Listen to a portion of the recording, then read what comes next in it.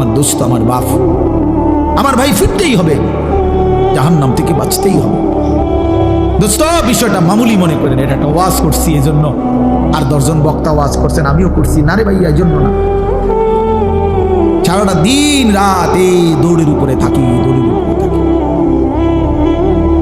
এই জন্য বললাম আমরা এক ফিকির, আপনাকে এটা ভাবতে হবে, জাহান্নাম থেকে বাঁচতেই হবে বন্ধু।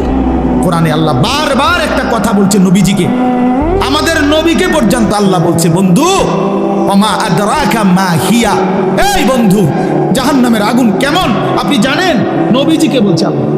নারুন হামিয়া, বন্ধু আপনাকে বলছি, লেলিহান আগুনের ধাউ ধাউ শিখা জাহান্নামের আগুন।